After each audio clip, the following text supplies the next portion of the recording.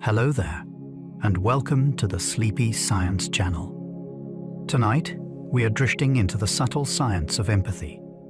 It is the hidden sense that lets one person feel the experience of another. It moves through rooms faster than words, and it can steady the nerves of a frightened child. It has the power to soften arguments before they escalate, and it can even influence what we notice in a face or what our bodies do when someone nearby is hurt to. Empathy can be felt in the chest as emotion, or in the mind as understanding. It can become compassion that chooses to help while still keeping wise boundaries. It can be strengthened with practice, but it can also be strained by stress, fatigue, and fear, which is why it matters that we learn how it really works. If you enjoy these gentle journeys, I invite you to like, subscribe, or share a thought below. It helps others find their way here too, one sleepy soul at a time. But for now, just settle in. Let your shoulders soften and allow your eyes to grow heavy. And as your mind begins to gently unwind, join me as we explore this remarkable human capacity together. Let's begin. Empathy can synchronize two brains so their rhythms briefly begin to match. In close conversation, people often begin to align in subtle ways. Their attention rises and falls together.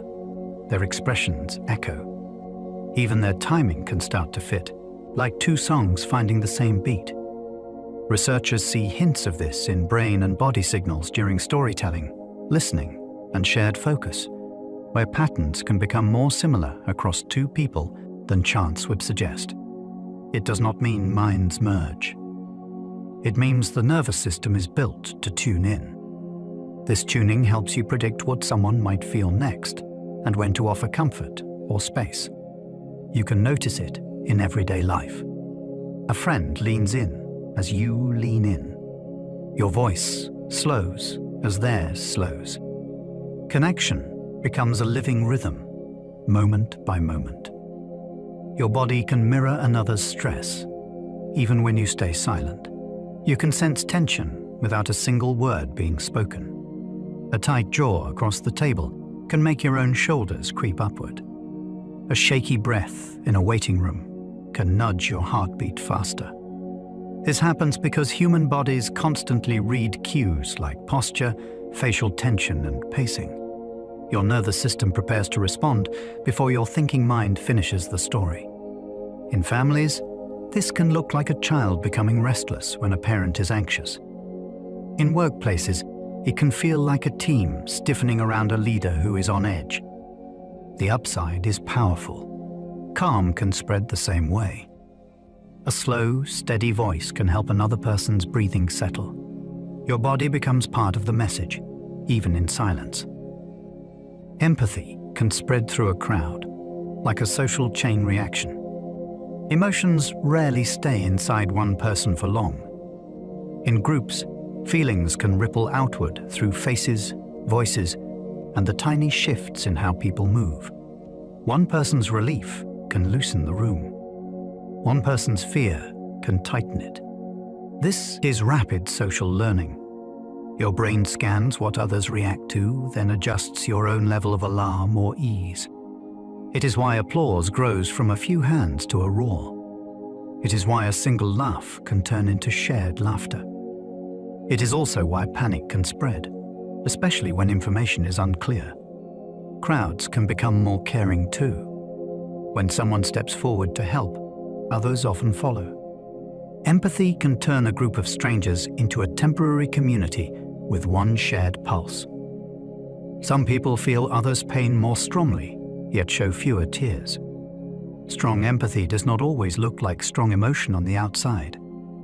Some people feel a sharp internal echo of another person's distress, then immediately shift into problem-solving and steady support. Instead of crying, they become focused, alert, and practical. That can be a protective pattern learned over time. It can also reflect differences in temperament, culture, and training. In emergency work, staying composed can help someone act quickly while still caring deeply. In friendships, it can be misunderstood. A calm face may be read as indifference, even when the person is quietly flooded with concern. One clue is attention. People who feel strongly often remember details, check in later, and notice small changes in mood. Empathy is not measured by tears. It is measured by attunement and response. Empathy changes what you see. It can sharpen attention to faces. When you care about what someone feels, your perception shifts. You stop skimming and start noticing. A tiny change in eyebrow tension matters. The corner of a mouth matters. The speed of a blink matters. Empathy turns the face into a map you want to read accurately. This can improve social understanding. It can also prevent mistakes, like assuming anger when someone is scared. In daily life, you can feel the difference between watching a stranger and watching someone you love. Your brain invests more effort. You gather more evidence. That extra attention can make you kinder because you catch the early signs of strain before they become a blow-up. It also explains why empathy can fade under stress. When you are rushed or threatened, attention narrows. Faces become background. Empathy begins with noticing. A single kind act can raise empathy in strangers minutes later. Kindness can set off a surprising cascade. When you witness someone help, your brain updates what it expects from the world. People start to seem less dangerous and more cooperative. That shift can make you more willing to imagine another person's inner life, even if you will never meet again. You see it in small scenes. Someone holds a door during a storm. The next person offers their seat. Another person smiles instead of scowling. The room warms, and it happens fast.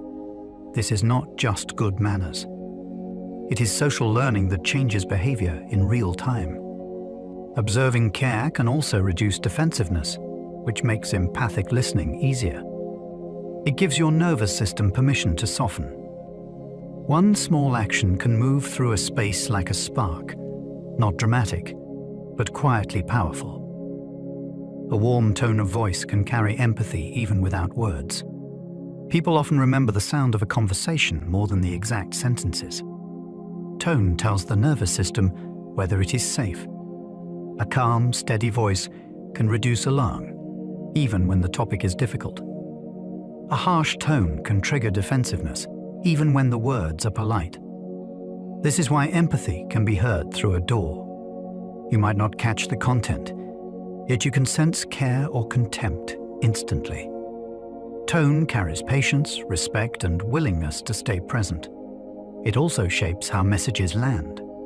The phrase, "I understand," can feel comforting or dismissive, depending on how it is spoken.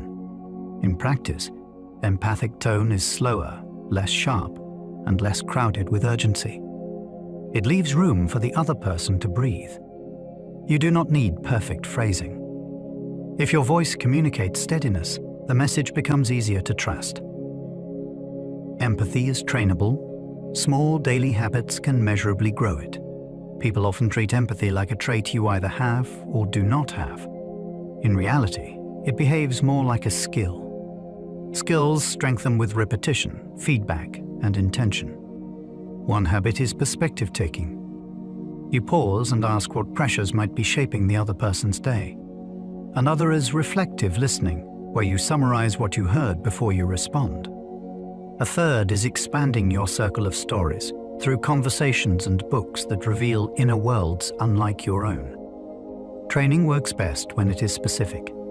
Instead of aiming to be nicer, you practice one behavior, like asking a curious question before giving an opinion. Over time, this changes what your brain pays attention to and how quickly you recover after conflict. Empathy grows in the same place any skill grows. It grows in ordinary days, repeated until it becomes natural. Babies show early empathy before they can speak a single word. Very young infants react to the feelings of others in ways that hint at shared emotion. A baby may cry when another baby cries, even without understanding why. As months pass, many begin to show concern in simple forms. They may stare with wide attention. They may reach toward a distressed caregiver. They may bring a familiar object, like a toy, as if offering comfort. None of this requires language. It relies on perception, memory, and the basic social wiring that keeps humans close. It is also shaped by experience. When caregivers respond warmly, babies learn that feelings can be met with care rather than danger. That becomes a foundation for later empathy. The early signs are small and they are easy to miss. Yet, they are there, long before sentences. They are the beginning of a lifelong ability to tune in and to respond. Empathy is partly biology and partly the stories you learn. Some of your capacity to connect is rooted in the body. Temperament, stress sensitivity, and emotional reactivity all shape how easily you pick up on other people. Yet the mind is also a storyteller. The explanations you carry about others will guide what you feel. If you believe a person is selfish, you may miss their fear. If you believe they are struggling, you may notice their effort. Stories can come from family, culture, and media. They can widen empathy or narrow it. This is why meeting someone face to face often changes everything. A label turns into a person. A stereotype turns into details, like a voice, a history, and a reason. Biology gives you the instrument. Stories teach you how to play it. When you change the stories you consume and repeat, you can change what you notice. Empathy becomes more likely and more accurate. Feeling understood and connected is linked to living longer. Human beings are built for connection, and the body seems to take that seriously. People with supportive relationships tend to handle stress better over time. Their daily burdens feel more manageable, and recovery comes faster after setbacks. This does not mean relationships prevent illness by magic. It means social support can change behavior and physiology in practical ways. Friends encourage sleep, movement, and medical care. Loved ones notice warning signs you might ignore.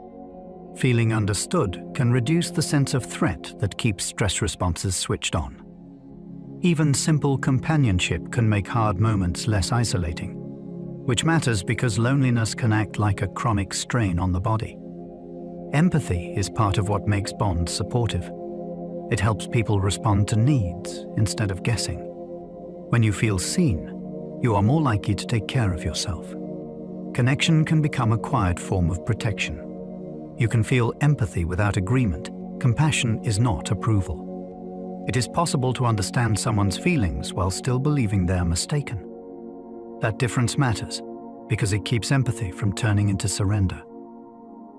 Think of a parent hearing a teenager's anger about a rule. The parent can recognize the frustration and the need for independence, while still holding the boundary. In the same way, you can sit with a friend who made a poor choice and respond to the fear underneath, without pretending the choice was wise. This kind of empathy is sturdy. It says, "I see you, and I am still here." It also makes hard conversations safer, because the other person does not have to fight for their basic dignity. When people feel respected, they become more able to reflect. Empathy can be a bridge to accountability, not an escape from it. Emotional empathy and cognitive empathy can pull in different directions. Sometimes you feel what another person feels, and your body reacts before your thoughts catch up. That is emotional empathy, and it can be intense. Other times you understand what someone might be experiencing, yet you do not share the emotion yourself.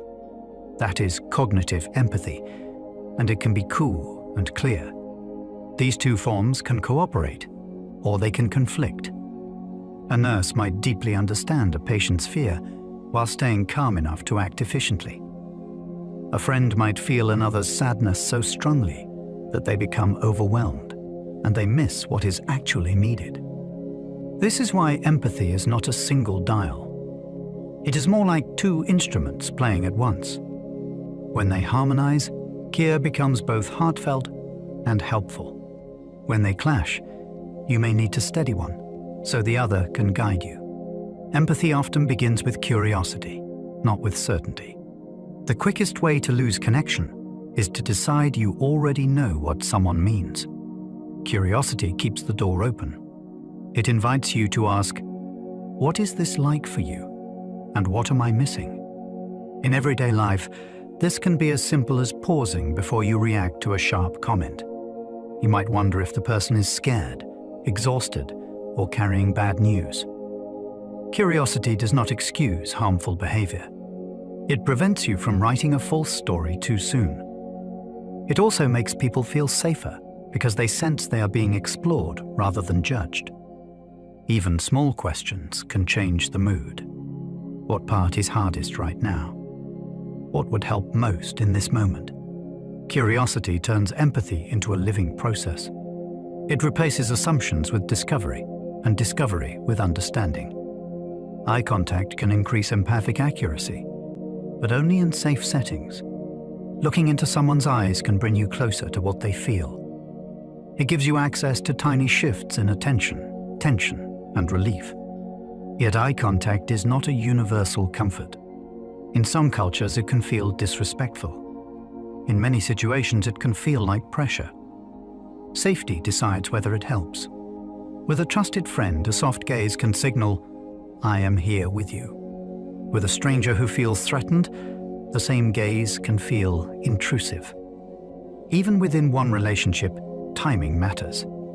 During conflict, intense eye contact can escalate a nervous system that is already braced. In tender moments, it can steady the connection. A useful approach is to offer, not insist. You can look, then look away, and let the other person set the pace. Empathy is not staring. It is attuning. People read empathy from timing. Pauses matter as much as sentences. In conversation, the space between words can be a signal. A pause can say, I am listening, and I am thinking with you.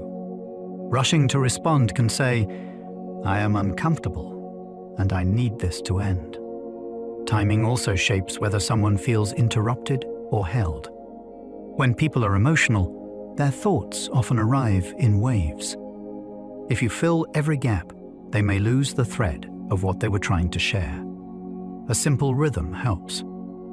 Let them finish. Count a beat. Then respond to what you heard, not to what you feared they meant. Even in disagreement, pacing can lower the temperature. Slow timing makes room for nuance, and nuance is where empathy lives. Many people cannot recall the advice they received in a hard moment. They remember who gave them time to speak.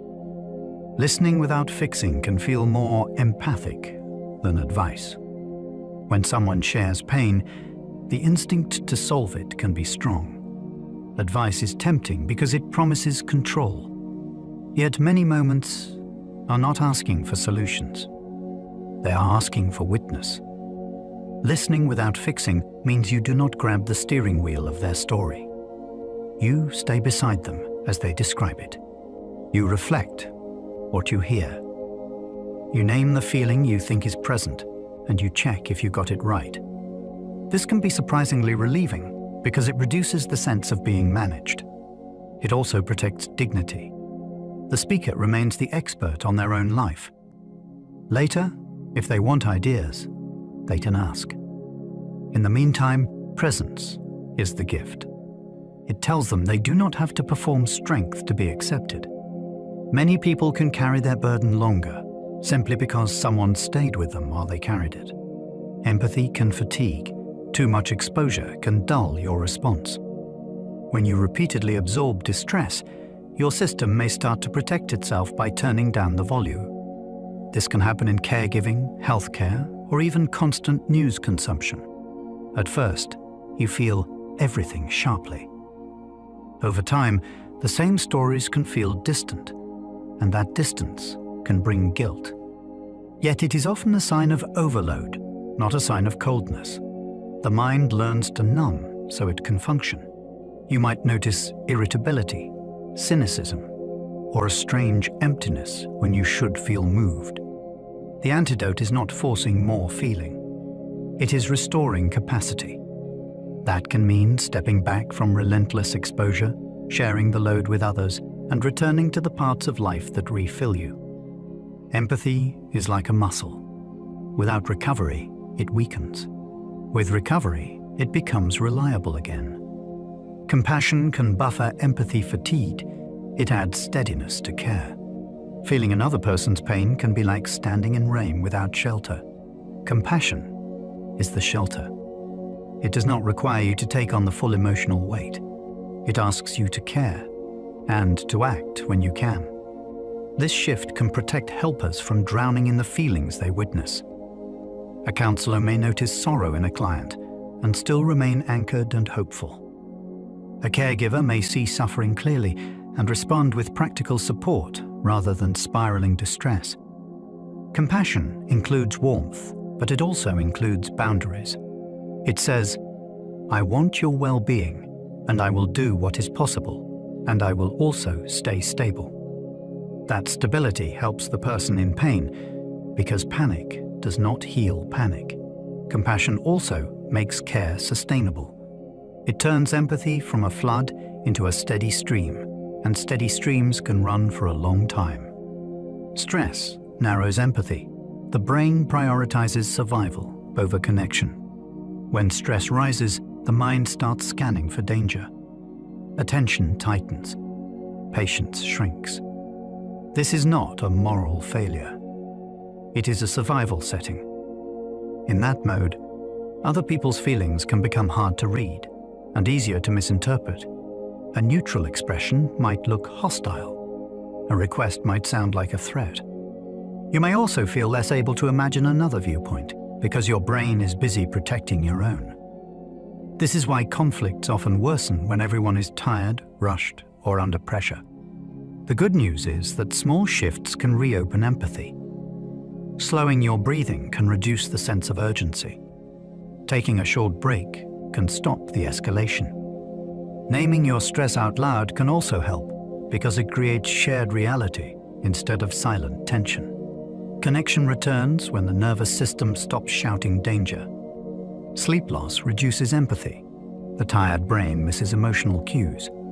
After a short night, the world can feel flatter, and people can feel harder to read. You might notice it in yourself. A partner's worried face looks neutral. A coworker's stressed tone sounds like annoyance. When the brain is underrested, attention slips toward the most direct tasks, and the subtle signals of emotion become easier to overlook. The result can be small misunderstandings that snowball. A tired listener answers too quickly. A tired speaker feels dismissed. Even your own feelings can blur, which makes it harder to recognize what you are bringing into the room.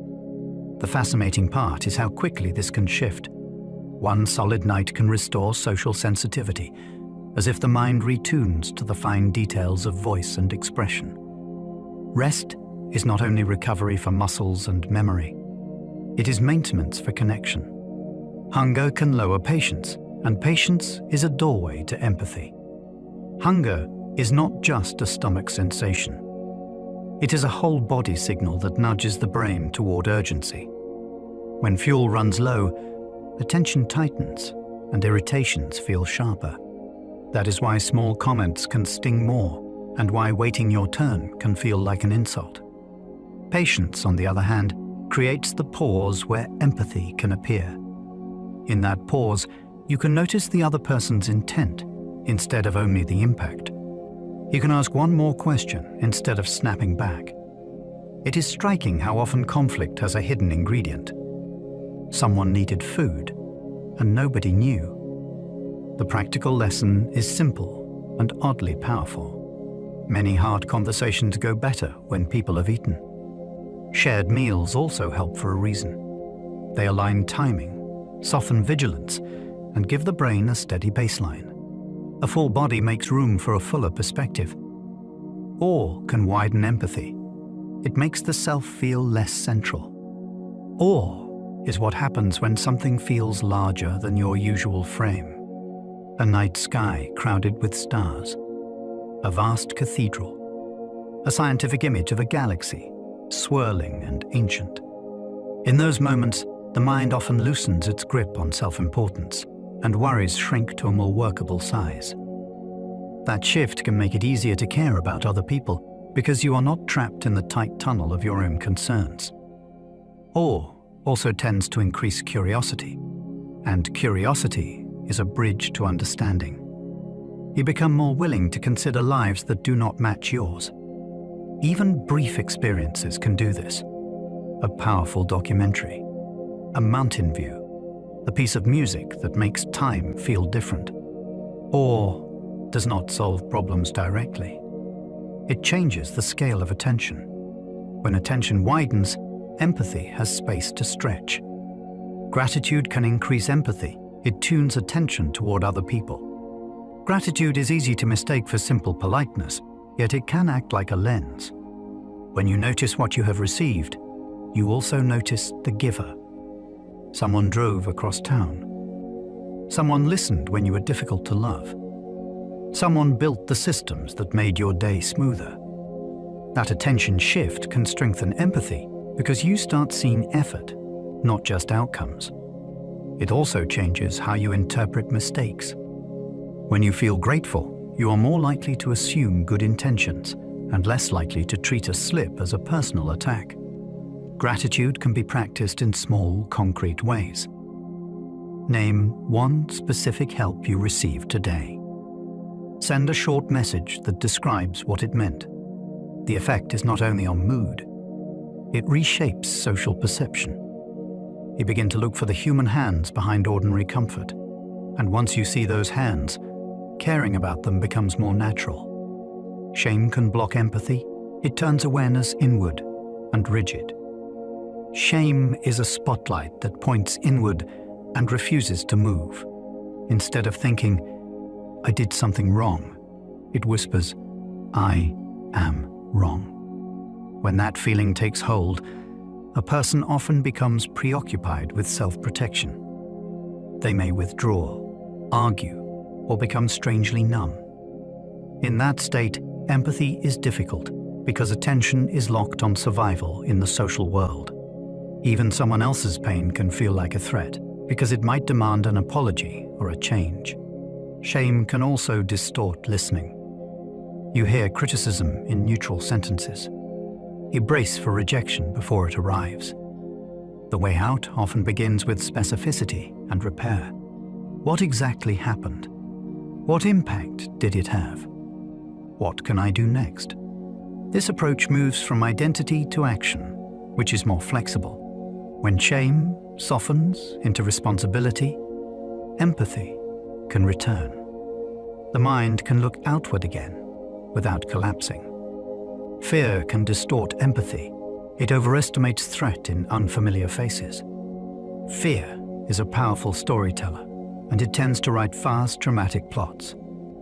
When you feel afraid, your brain searches for danger and fills in missing information with worst-case guesses.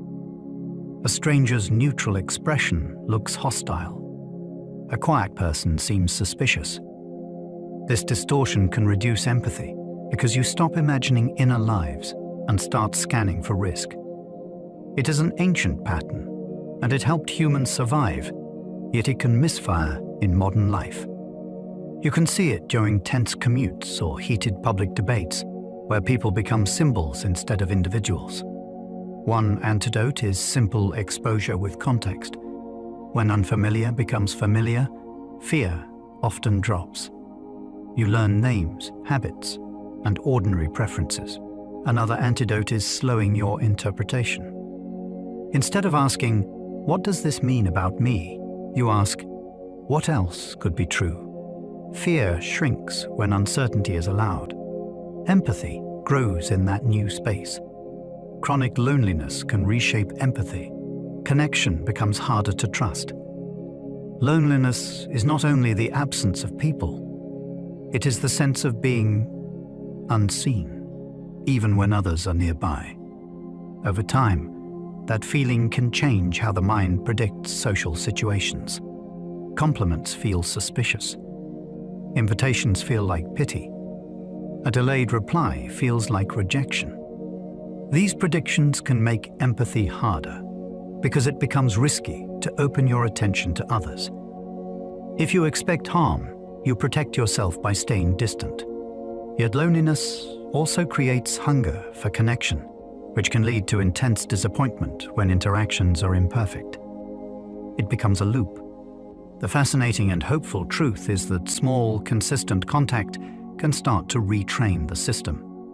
Regular routines help, like a weekly class or a repeated volunteer role, where familiarity grows without pressure. Trust often returns through predictability, not through grand gestures. When the brain learns that contact can be steady, empathy becomes safer to offer again. Empathy grows with safety. Nervous systems soften when protected. Safety is the quiet foundation under social life. When you feel safe, your attention can open. You can notice nuance. You can tolerate uncertainty. You can consider another viewpoint without feeling erased. When you do not feel safe, the opposite happens.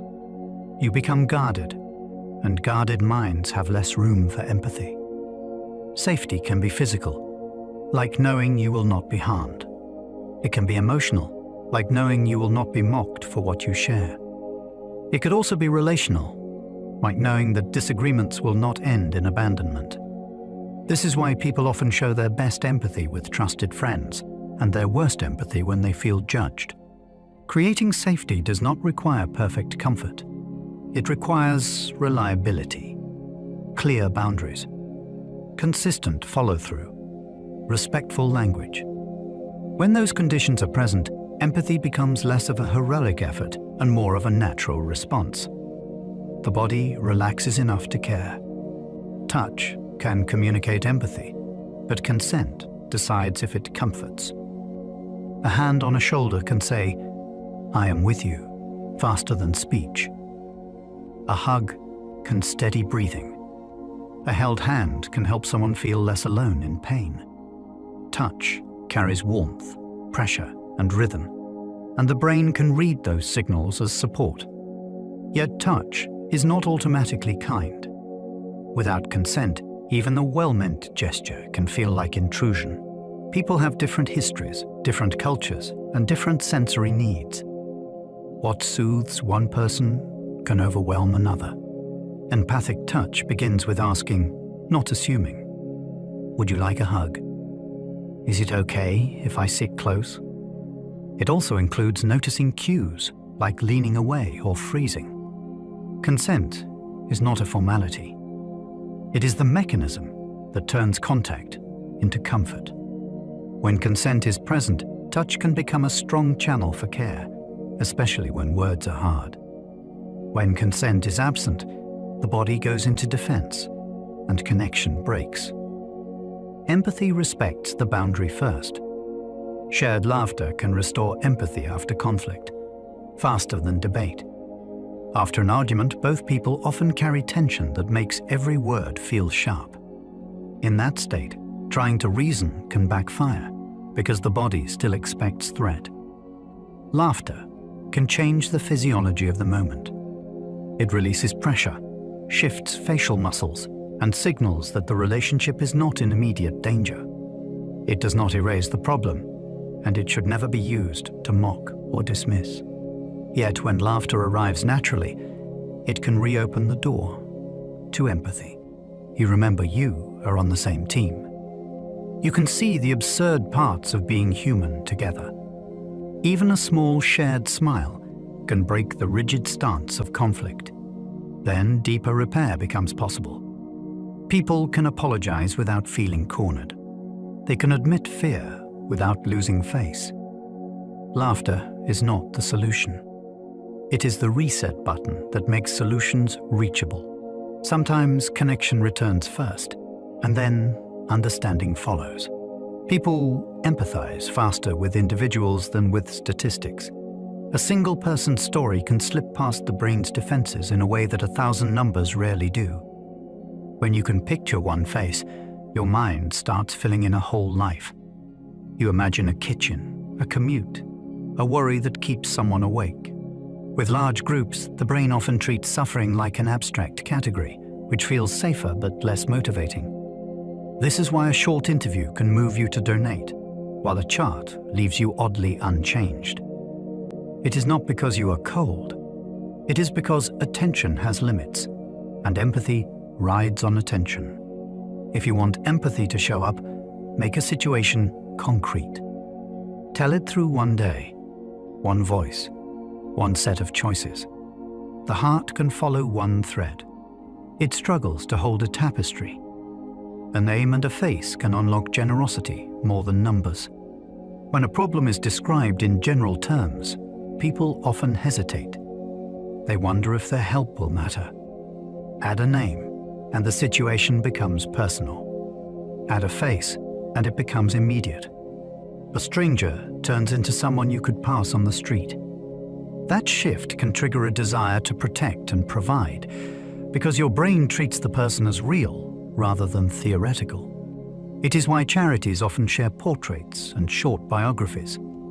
It is why community fundraisers feel different from distant causes. You can feel it in your own body. Your chest tightens. Your attention narrows. You want to do something now. This effect can be used ethically or manipulatively, so it is worth noticing. A name and a face can open your wallet. They can also open your imagination, which is the deeper gift. Empathy can be biased. We feel more for those like us. Empathy often follows familiar cues. A shared accent, a similar childhood, a hobby that makes you think, that could be me. The brain uses similarity as a shortcut for safety, and safety makes caring easier. This is why people sometimes respond more strongly to suffering that looks like their own life. It is also why empathy can fail quietly across lines of culture, class, or ideology. The danger is not that you have bias. The danger is pretending you do not. Bias can hide inside good intentions. It can decide whose pain feels urgent and whose pain feels distant. Once you see this pattern, you can work with it. You can ask, who is missing from my circle of concern? You can practice caring past comfort. Empathy grows when you challenge the brain's shortcuts with deliberate attention. Bias can be reduced. Contact and cooperation make empathy broader. When people only meet as opponents, they stay strangers in the most important way. Their inner lives remain invisible. Cooperation changes that. Shared tasks create shared stakes, and shared stakes create curiosity. You start noticing effort, humor, worry, and pride. The other person becomes more than a label. Studies on intergroup contact suggest that meaningful interaction can reduce prejudice, especially when there is equal status and a common goal. You see it in ordinary places. A neighborhood project, a sports team, a workplace where people rely on each other. The magic ingredient is not proximity alone. It is working side by side, solving real problems together. That process produces tiny moments of trust. Trust makes the nervous system soften. A softened nervous system can finally listen. Over time, empathy stops being selective. It becomes a habit that reaches farther than it used to. Empathy rises with similarity, yet it can also leap across difference. Similarity is a fast path, but it is not the only path. Sometimes empathy arrives through a shared emotion rather than a shared identity. You may not share someone's culture, yet you recognize grief. You may not share their politics, yet you recognize love for a child. These common human states can build a bridge in one conversation. Another route is shared vulnerability. When one person admits fear or confusion, the other often responds with warmth, even across deep differences. This is why personal stories can change minds when arguments fail. Stories offer an entry point. They invite you to feel first, then think. Empathy can also leap when people witness courage. Watching someone endure hardship can spark respect, and respect can open care. Difference does not have to be a war. It can be a doorway to wonder if you approach it with patience. Language shapes empathy. The words available affect what you notice. If you only have one word for an emotion, you may miss its shades. When you learn words like disappointed, embarrassed, or overwhelmed, you start hearing those experiences in other people too. Language is like a set of lenses. Each label makes a feeling easier to recognize, and recognition is the first step toward responding well. This matters in relationships. A partner who says, "I feel ignored," invites a different response than "I feel angry." It matters in parenting too. When children learn precise feeling words, they can ask for help without exploding. Some languages even have emotion terms that do not translate neatly, which reminds us that cultures teach different ways of noticing the heart. Expanding your emotional vocabulary can expand your empathy. You become less likely to misread distress as hostility. You become better at offering the kind of support that actually fits. Translating feelings into words can calm them and invite empathy. When emotions stay unspoken, they can feel like weather inside the body. They build pressure, and pressure seeks release. Putting a feeling into words can lower that pressure because the brain shifts from raw alarm to organized meaning. Naming turns a blur into a shape. That shape becomes shareable. It allows another person to understand what is happening without guessing. You can hear the difference in 2 sentences. "You never listen" starts a fight. "I feel scared I do not matter" opens a door. The second sentence gives the listener a map. It invites care instead of defense.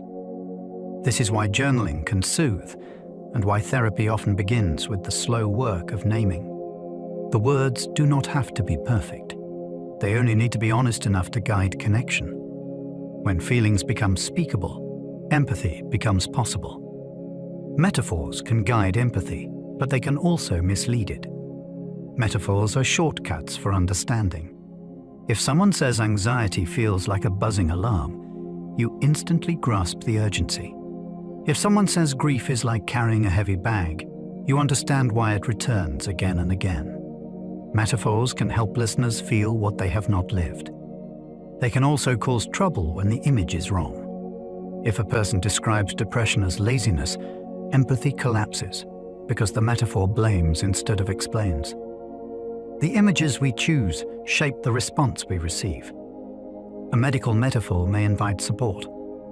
A moral metaphor may invite judgment. This is why careful language matters in public conversations. It is also why you can change a relationship by changing one comparison. Instead of "you are dramatic," try "you seem flooded." One suggests character failure. The other suggests overload. Empathy often follows the metaphor you lay down first. Stories build empathy, especially when they show inner thoughts. A story that reveals thoughts and motives pulls you inside a person's world. You stop evaluating from the outside, and you start living the situation from within. That shift can transform how you judge behavior. A character who seems rude becomes a person who is grieving. A character who seems distant becomes a person who is afraid of being rejected. Inner thoughts create context, and context invites mercy. This is why memoirs can change how people view addiction, disability, or migration. You get more than events. You get the private reasoning behind choices. Even short stories can do this in minutes, because the brain is designed to simulate other minds. When you hear what someone feared, hoped, or misunderstood, you become less certain that you would do better. That humility is empathy's partner. It makes you softer and more willing to listen in real life. Fiction can boost empathy, but only when attention is fully engaged. A novel can be a laboratory for the heart. It places you inside a mind that is not yours, and it asks you to stay there long enough to care. When you read deeply, You practice holding multiple perspectives. You track subtle changes in mood. You anticipate how words might land. This is very close to what empathy requires in everyday conversation. Yet the effect depends on attention. If you skim or scroll while reading, the mind never fully enters the story. It stays outside, and empathy does not train. Immersion matters. So does complexity. Stories with layered characters encourage you to resist simple labels. They teach you that people can be kind and flawed at the same time. That lesson transfers. After a good book, you may find yourself pausing more often. You may wonder what someone is carrying before you decide what they deserve. Reading faces is cultural. Empathy can misread unfamiliar expressions. A face is not a universal dictionary. What looks like confidence in one place can look like arrogance in another. What looks like sadness in one culture can be a sign of respect in another. Even something as basic as how long people hold a neutral expression or how quickly they smile can vary widely. When you bring your own culture's rules into a different setting, you can end up empathizing with the wrong emotion. You might rush to comfort someone who is simply being full. You might assume disinterest when the person is showing restraint. This is why travel, multicultural friendships, and diverse workplaces can be such powerful empathy training. They force you to slow down and gather context. Instead of trusting your first impression, you learn to ask better questions. The most accurate empathy is not fast. It is curious, patient, and willing to be corrected. Smiles mean different things. Context changes what empathy hears. A smile can be joy, but it can also be politeness, embarrassment, uncertainty, or even a mask for tension. In some situations, people smile to smooth a moment that feels awkward. In others, they smile to signal submission, so they do not appear threatening. People sometimes smile when they are upset because they are trying to keep control in public. This is why empathy cannot treat a smile as a single signal. It has to read the whole scene. What is the voice doing? What are the eyes doing? What happened just before the smile appeared? Is it paired with a relaxed posture, or with tight shoulders and shallow breathing? Context tells you whether a smile is an invitation, a shield, or a reflex. The fascinating twist is that misreading smiles can create cascades. You think someone is fine, so you stop checking in. They feel unseen, so they withdraw more. Empathy stays accurate when it reads beyond the mouth. In some cultures, restraint signals care more than visible emotion. In many places, caring does not look like dramatic expression. It looks like reliability. It looks like showing up. It looks like doing what needs to be done without drawing attention to yourself. A person may keep their face calm at a funeral because they believe composure honors the moment. Another may avoid intense eye contact because they consider it respectful distance. In these contexts, visible emotion can be seen as selfish because it shifts the focus onto the person expressing it. If you expect empathy to look like tears and long speeches, you might miss the quieter forms. You might overlook the relative who brings food, handles paperwork, and keeps the household running. Their restraint can be a form of devotion. This does not mean feelings are absent. It means feelings are managed in a way that protects the group. Empathy becomes wiser when it learns the local language of care, including the language of stillness. Politeness can look like distance. Empathy must learn local rules. Some people are raised to be warm with strangers. Others are raised to be reserved, especially with people they do not know well. In a reserved culture, politeness can be the first layer of kindness, not a sign of coldness. Short answers can be a way to avoid burdening you. Formal titles can be a way to show respect. Even declining an invitation can be a way to avoid imposing, not a rejection of closeness. If you misread politeness as distance, you may push too hard for intimacy. and that can feel unsafe. The better move is to watch how trust is built in that community. Do people share personal stories early or later? Do they show warmth through humor, through help, through loyalty over time? Empathy is not only feeling, it is also literacy. When you learn the rules, you stop taking reserve personally. You begin to see the warmth beneath the structure. Humor can be empathic. It can offer relief without denial. A well-timed joke can feel like oxygen in a heavy room. It does not erase pain. It gives the nervous system a moment to unclench, so the pain becomes bearable again. You can see this in hospitals, in family crises, and in long friendships where people have shared hard seasons. Humor can say, "I am still with you, and we are still ourselves." It can also help someone save face when they feel exposed. The key is direction. Empathic humor never targets the person who is hurting. It targets the situation, the absurdity of being human, or the shared struggle that everyone recognizes. It also listens for readiness. If a person is still in shock, humor can land like betrayal. If they are searching for air, humor can land like kindness.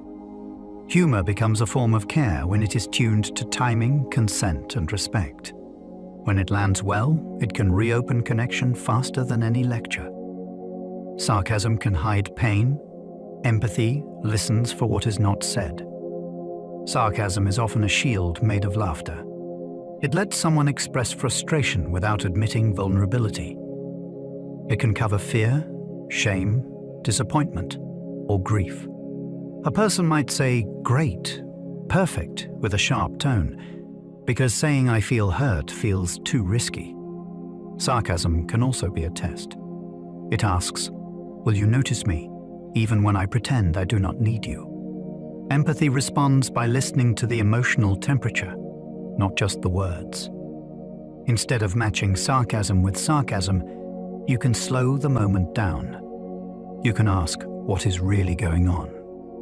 You can name what you sense, and you can do it without accusation. Something about that sounded painful. Did I miss something? This approach gives the person a safer path back to honesty. It also protects you from taking the bait and escalating. Sarcasm is not always cruel. Sometimes it is a wounded signal that needs translation. Silence can be supportive. Presence can be the whole message. There are moments when words fail, not because you do not care, but because the situation is too large. In grief, in shock, in deep exhaustion, advice can feel insulting. Questions can feel like pressure. What often helps most is simple presence that does not demand performance. Sitting nearby, sharing a slow cup of tea, staying in the room while someone cries, without hurrying them toward calm. Silence can communicate steadiness, which is a powerful gift when another person feels unsteady inside. This kind of support can also include practical actions that do not require discussion, like washing dishes or walking a dog. Presence says, "You do not have to carry this alone." It also respects the person's pace. They can speak when they are ready, and not 1 second earlier. Silence becomes empathic when it is intentional, attentive, and kind. It is not absence. It is company. Apologies work best when they name impact, not just intention.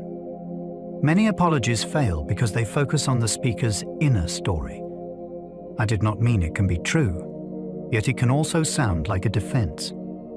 An apology becomes repairing when it centers what happened to the other person.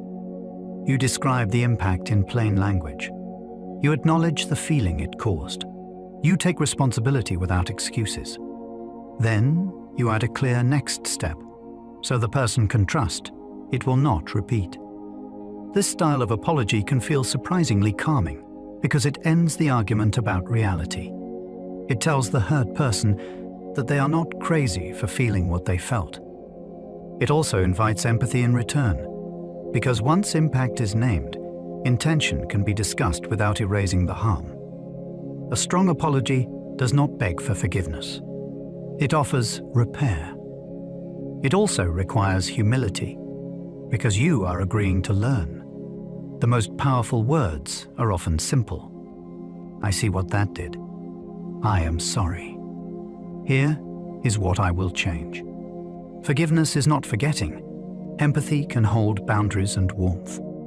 Forgiveness is often misunderstood as pretending nothing happened. In reality, many forms of forgiveness include memory, caution, and clear limits. You can release the desire for revenge while still protecting yourself. You can wish someone well while still choosing distance. Empathy helps here, because it can explain behavior without excusing it. You may understand that a person acted from insecurity or from old wounds, yet you can still say the behavior is not acceptable. This balance is powerful because it prevents two extremes. It prevents harshness that keeps you trapped in resentment. It also prevents softness that keeps you trapped in harm.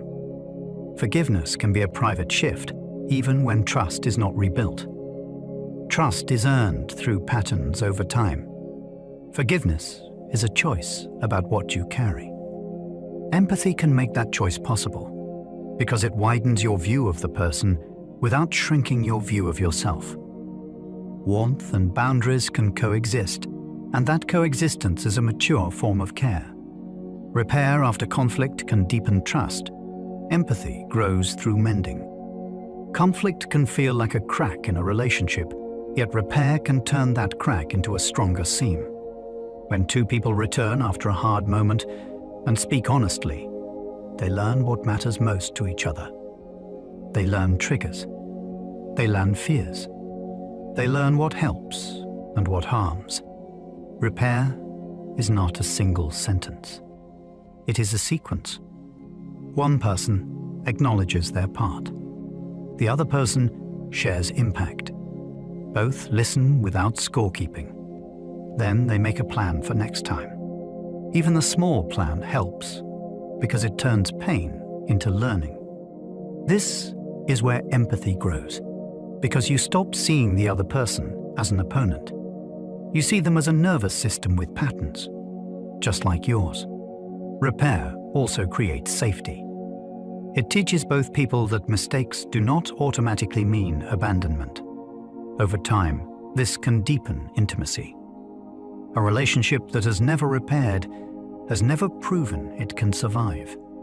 Repair is proof, and proof builds trust. Teams with empathy share information better. Mistakes get caught sooner. When people feel safe with each other, they stop hiding uncertainty. They admit what they do not know. They ask for a second set of eyes before a small problem becomes a costly one. In an empathic team, a missed detail is not a personal humiliation. It is simply a signal that the system needs support. That changes everything. The quiet person speaks up sooner. The new hire asks the obvious question. The experienced person explains without sarcasm. Over time, this creates a culture where information flows across roles instead of getting trapped in status. Errors are detected earlier because people are not afraid of being blamed for noticing them. The surprising benefit is speed. It can feel like empathy would slow work down, yet it often removes the secret delays caused by fear. When trust is high, coordination becomes smooth. The team becomes sharper because everyone can think out loud. Empathic leaders reduce burnout. People feel seen before they feel driven. Pressure alone can make people productive for a while, then it grinds them down. Leaders who show empathy notice the human cost before it becomes an exit interview. They watch for overload, and they treat it as a signal to adjust resources, priorities, or expectations. This is not softness. It is precision.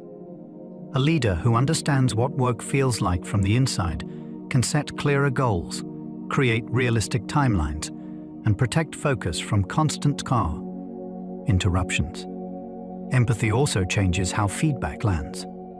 When a manager recognizes effort and emotion, the message feels less like a verdict and more like guidance. People become more willing to be honest about obstacles, which prevents silent struggle. Over time, this reduces the exhausting cycle of pretending everything is fine. Burnout thrives in isolation. Empathy breaks isolation by making it normal to speak about strain and to solve it together. Empathy improves negotiations, understanding interests beats winning arguments. Negotiations often fail because both sides defend positions like castles. A price, a deadline, a demand.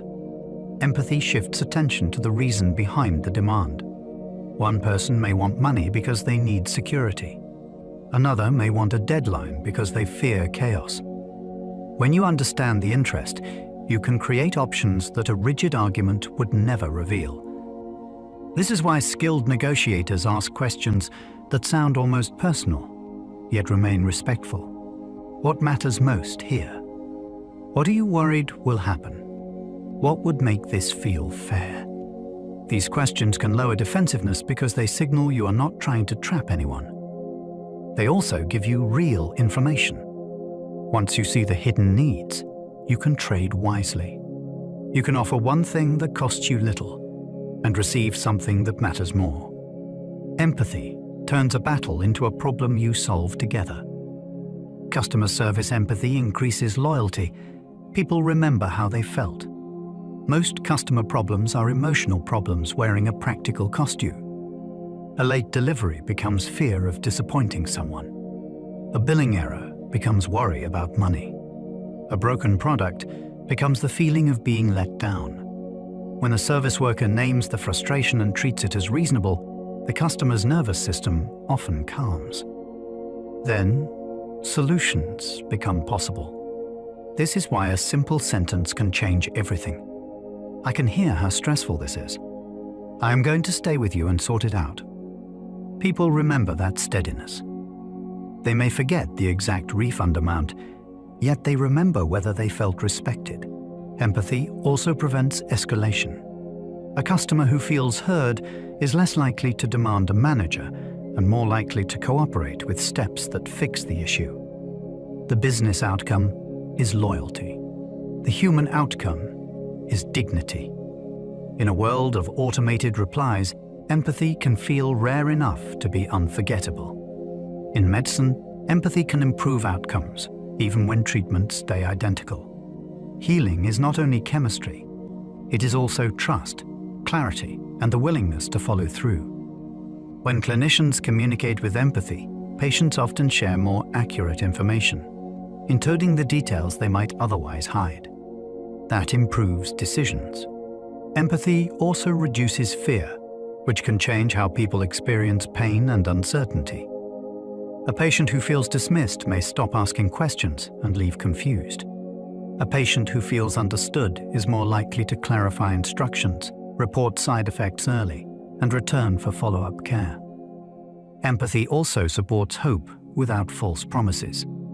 It can sound like this: I cannot remove every difficulty, but I will explain what we know, and I will not abandon you in the process.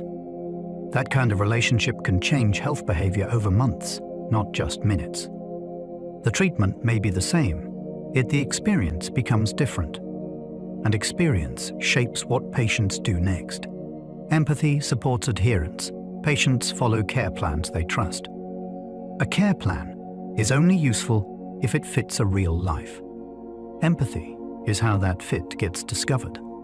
When a clinician asks about a person's routine, resources, and fears, the plan becomes practical instead of idealistic. A medication schedule can be matched to work shifts. Side effects can be discussed without shame. Costs can be acknowledged rather than ignored.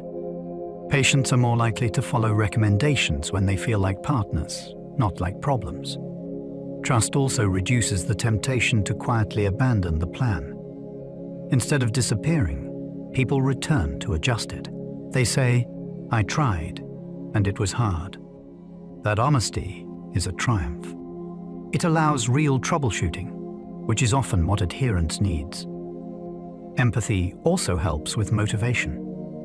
When someone feels seen, they remember why the effort matters, and they feel less alone while making changes. Following a plan becomes less like obeying and more like caring for themselves with support. In classrooms, empathy boosts learning. Safety frees attention for thinking. Learning requires risk. You'll have to guess, make mistakes, and be corrected. If a student expects ridicule, their attention shifts from the lesson to self-protection. Empathy from teachers and peers changes the entire environment. It tells a student that confusion is normal and that effort is respected. That message releases mental energy for curiosity. Empathic classrooms also handle emotions instead of pretending they are not present. A child who is worried or embarrassed cannot easily focus. When those feelings are acknowledged, the child can return to the task. This does not mean every feeling becomes a long discussion. It means the classroom has a culture of respect, where students are not treated as disruptions when they are human. Over time, students become more willing to ask questions and more willing to help each other. They practice empathy while they learn content, and the learning becomes deeper because the mind is not braced for attack. Teachers' empathy can lure misbehavior. Belonging changes motivation. Many behavior problems are messages. A child may be seeking attention, avoiding shame, or testing whether adults will stay steady. When teachers respond with empathy, they look for the need behind the action. They still hold limits, but they do not humiliate. That difference can be transformational. A student who feels labeled as bad often acts bad because the role is already assigned.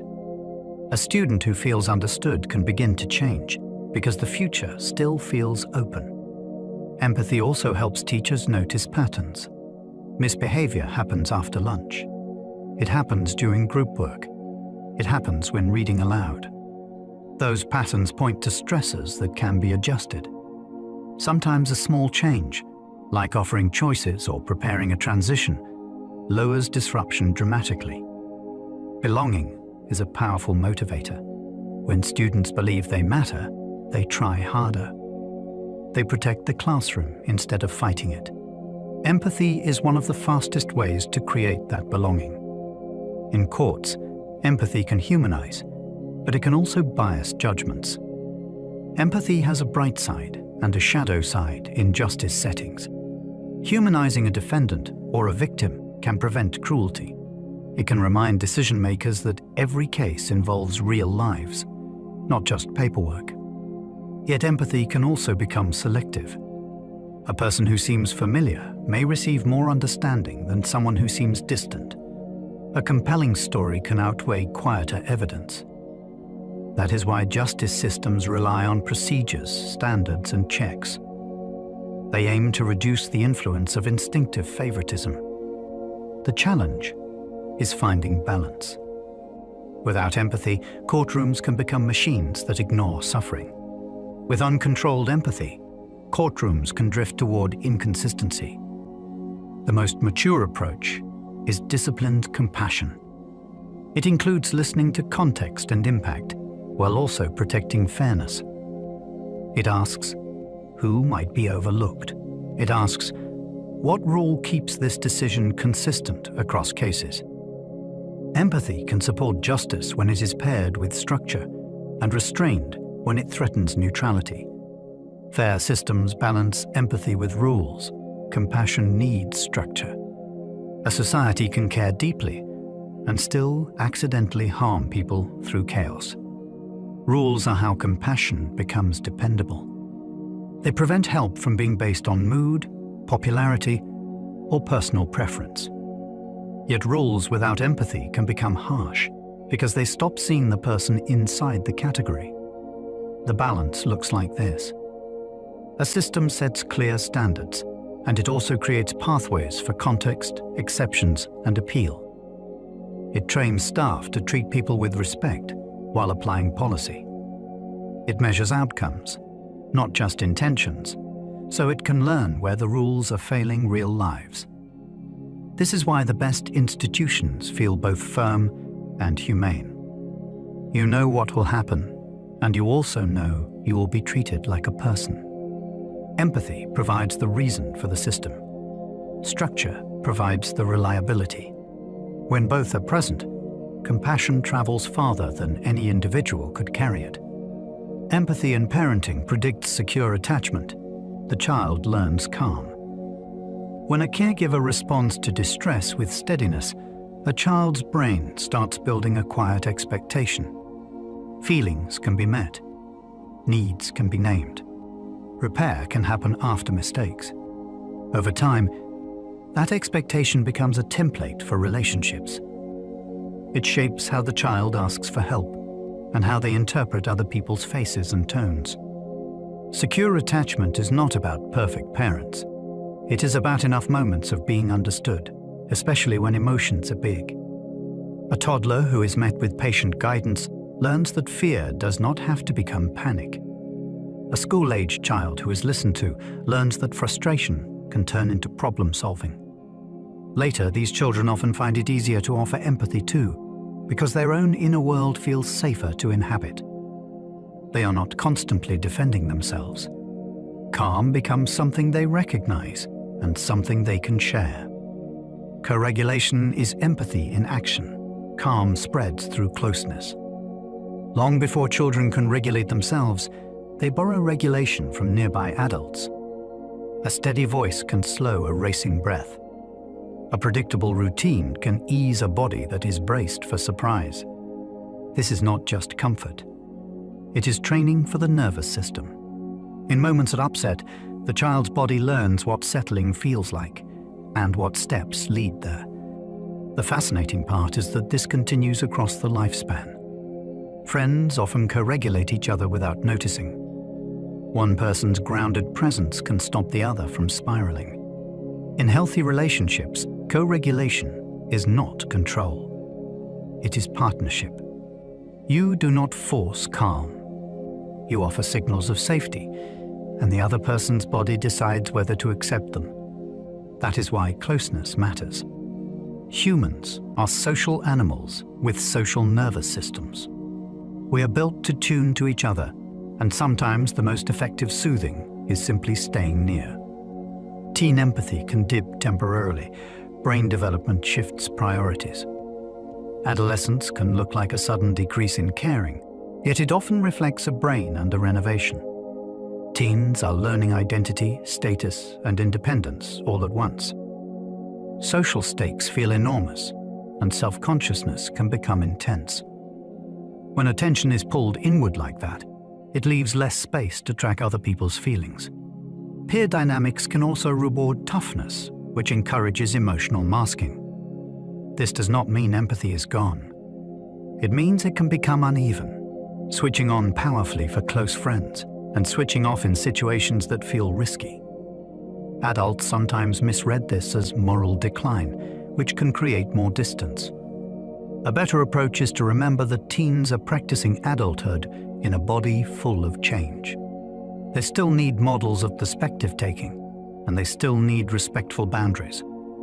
With support, empathy often returns stronger, shaped by new maturity. Peer acceptance influences empathy. Belonging can widen care for others. When people feel they belong, they spend less energy scanning for rejection. That frees attention for noticing others. In a welcoming group, kindness becomes a social norm, and norms are powerful teachers. You can see it in classrooms, teams, and friend circles. If the group rewards listening, members start listening. If the group rewards mockery, members learn to hide vulnerability. Belonging also affects how someone treats outsiders. A secure person can afford to be generous because they are not competing for basic status. Someone who feels excluded may cling to in-groups and treat others as threats, even when no threat exists. This is why inclusion efforts can have ripple effects. They do not only help the excluded person, they can soften the whole culture. When belonging is real, empathy becomes less selective. Caring expands beyond the closest circle, because the nervous system is no longer shouting that it must defend its place. Bullying often targets difference. Empathy training can reduce harm. Bullying frequently begins with a spotlight on what stands out. A voice, a body, a disability, a family background, or a way of dressing. Difference becomes a target because it is easy to label, and labels make dehumanizing feel simple. Empathy training works best when it is concrete and practiced, not preached. Students can learn to identify emotions in real scenarios and to imagine the aftermath of humiliation over days, not seconds. They can also learn to recognize the social rewards of bullying, like laughter and attention, and to replace those rewards with consequences and alternative status. It helps to include the bystanders, because the audience often fuels the harm. When a group learns to see the person behind the difference, bullying becomes harder to sustain. The goal is not to force everyone to be friends. The goal is to make cruelty socially costly and care socially normal. Bystanders matter. Empathy can turn watching into helping. Many people witness harm and do nothing, not because they approve, but because they freeze. They fear becoming the next target. They assume someone else will act. They worry they will misread the situation. Empathy can cut through that paralysis by making the victim feel real and immediate, rather than abstract. It shifts the question from what will happen to me to what is happening to them. Bystander action does not always mean confrontation.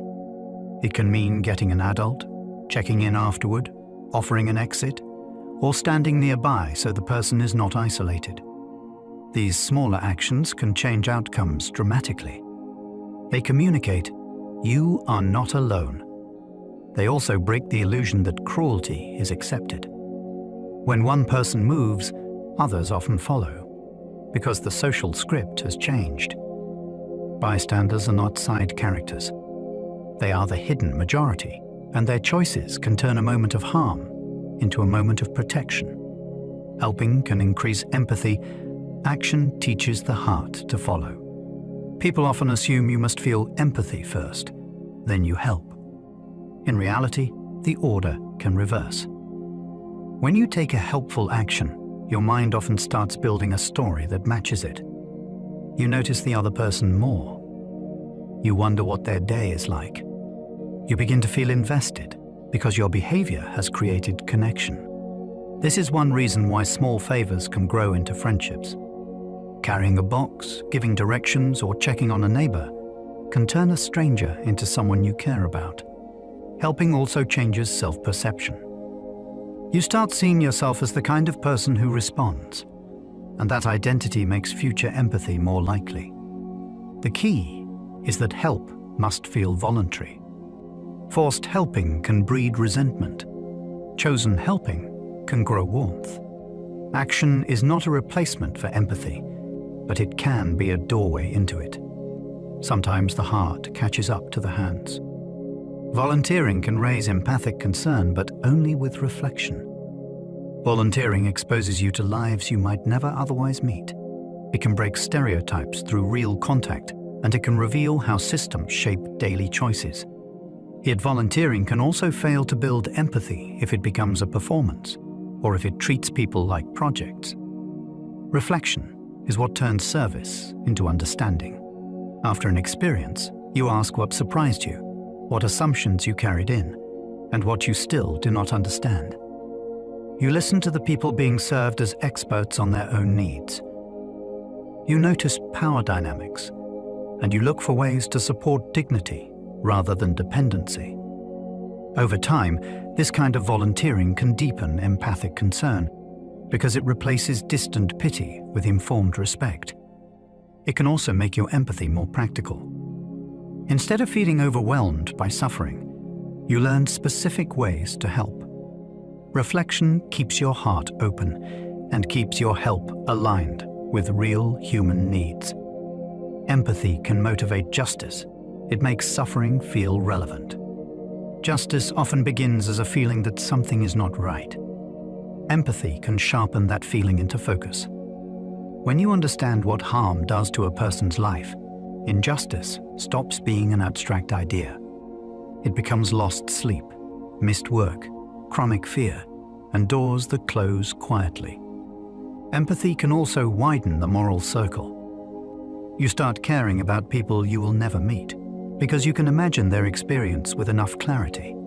That imagination can fuel civic action, like voting, donating, mentoring, or advocating for policy changes. The most powerful form is sustained empathy, not a brief surge. Sustained empathy keeps working after the headline fades. It asks, what happens next week and next year? It also pushes for solutions that reduce harm at the source, not only for sympathy after the fact. Empathy does not replace evidence and strategy. It provides the human reason to keep going when change is slow.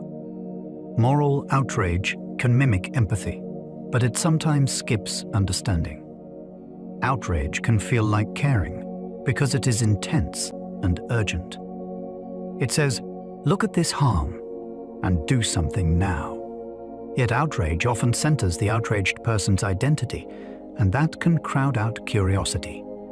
Instead of asking what led to the situation, outrage may jump straight to punishment and certainty. This can reduce real empathy, because empathy requires listening for context, motives, and constraints. Outrage can also create quick villains, which makes the world simpler, and simplicity can be addictive. The risk is that solutions become performative. People signal righteousness while missing what would actually help the harmed person. This does not mean outrage is always wrong. It can be a legitimate response to cruelty. The challenge is what comes after the flare. Empathy asks, who is affected? What do they need? And what would prevent this next time? When outrage is guided by understanding, it becomes protective instead of reactive. Mirror neurons may support empathy, but they are not the whole story. When you watch someone grasp a cup, parts of your own motor system can light up as if rehearsing the action. That discovery helped popularize the idea that empathy is built from inner mimicry. Yet real human understanding goes far beyond mirroring. You can empathize with someone on the phone, where you cannot see their movements. You can empathize with someone from a different culture, where the same gesture might mean something else. You can also mimic without caring, like copying a yawn while staying emotionally distant. What seems to matter is the whole network. Attention decides what you mirror. Memory supplies context. Values steer what you do next. Mirror responses may provide a quick first sketch, but the mind still has to color it in with meaning. Empathy is not a single switch. It is a layered process that blends body, brain, and interpretation. The insula helps map feelings. It tracks your body's inner signals. Inside you, a constant stream of signals rises from lungs, heart, stomach, and skin. The insula is one region that helps assemble those signals into a sense of what you are feeling.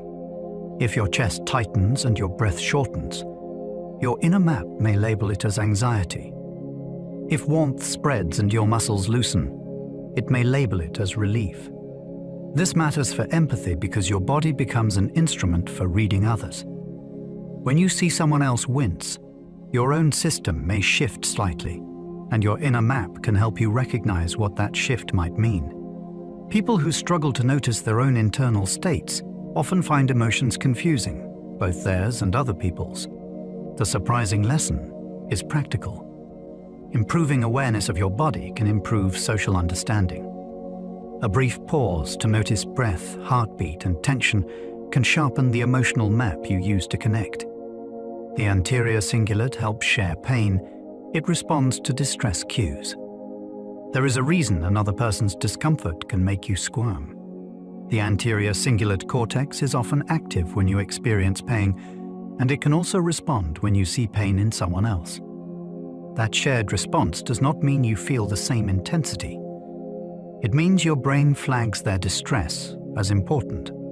It is like an internal alarm that says, "Pay attention, something is wrong here." In everyday life, that alarm can guide quick care. You pause when someone stumbles. You soften your voice when you notice trembling. You may not even know why you changed your behavior. The signal arrived before conscious thought. This system can also explain why repeated exposure to suffering can feel exhausting. If the alarm is triggered too often, you may start turning it down just to function. Learning to support others without flooding yourself often begins with recognizing that alarm, then choosing how to respond. The prefrontal cortex can steer empathy. It adds choice to reaction. Empathy is not a mere feeling. It is also a decision about where to place attention and what to do with what you notice. The prefrontal cortex is involved in planning, perspective-taking, and self-control, which means it can guide empathy away from impulse and toward intention. Imagine you feel a flash of irritation in an argument. A more automatic response might be to lash out. The steering system can interrupt that path. It can remind you of the bigger goal, which might be connection or clarity. It can help you ask a question instead of making a jab. It can help you hold two truths at once, like being hurt and still wanting to understand. This is why empathy can grow with practice. You are training the ability to pause and choose. Empathy becomes less like a reflex and more like a skillful stance you can return to even when emotions run hot. Oxytocin can heighten bonding, yet it can also increase in-group bias. Oxytocin is often described as a bonding chemical, and it does play a role in social closeness. It is involved in processes like caregiving, attachment, and trust in familiar relationships. Yet it is not a pure kindness potion. Bonding can come with a hidden edge. When a system helps you protect your group, it may also make outsiders feel less safe or less worthy of care. That is a kind of bias with a biological push behind it. You can see hints of it in how quickly people defend their team, family, or community. Warmth rises inside the circle, while suspicion rises outside it. The useful takeaway is not cynicism. It is awareness. You can enjoy closeness while still choosing fairness. You can treat in-group feelings as a starting point, then deliberately widen your concern. Biology may nudge the boundaries. Values can redraw them. Dopamine links empathy to reward. Caring can feel intrinsically good. Sometimes helping feels like relief, not burden. You check on a friend, and your body relaxes. You share food with someone, and you feel a quiet glow afterward. Dopamine is part of the brain's reward system, and it helps stamp certain actions as worth repeating. In social life, it can connect caring with motivation. That can be beautiful because it turns empathy into a habit that sustains itself. Yet it also raises a subtle question. Are you helping for them, or for the good feeling in you? The answer can be both, and it does not have to be shameful. The healthiest form is when reward supports generosity without taking over. You can notice the warm aftertaste of doing good and still keep your focus on the person you are supporting. When reward and responsibility align, empathy becomes easier to repeat, even on ordinary days. Heart rate variability relates to empathy. Flexible bodies support flexible minds. Heart rate variability is a measure of how your heartbeat changes from moment to moment. Higher variability often reflects a nervous system that can shift smoothly between activation and recovery. That flexibility can matter for empathy. If your body stays locked in high alert, it is harder to listen. Everything feels urgent, and other people's emotions can register as threats. When your system is more adaptable, you can stay present while someone is upset, without becoming overwhelmed or defensive. You can respond rather than react. This connection hints at an unexpected truth. Empathy is partly physical fitness of regulation. Practices that improve resilience, like regular sleep, movement, and breath training, can indirectly support social connection. You are not just building a healthier heart. You are building a steadier platform for attention, patience, and care. A flexible body gives the mind room to choose compassion when the moment is tense. Breath patterns can sync in conversation. Physiology can quietly align. When two people talk face to face, their bodies often start coordinating in small ways. One person leans forward and the other follows. One person slows their speech and the other's pace softens too. Breathing can join that pattern. In close, attentive conversation, breath can become more similar in rhythm, especially during listening and emotional moments. This does not mean you are copying on purpose. It is a form of social tuning that helps interaction feel smooth. Think of singing in a choir, where timing becomes shared without anyone giving commands.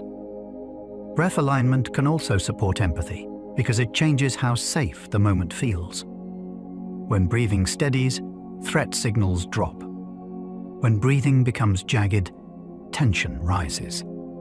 You can use this gently.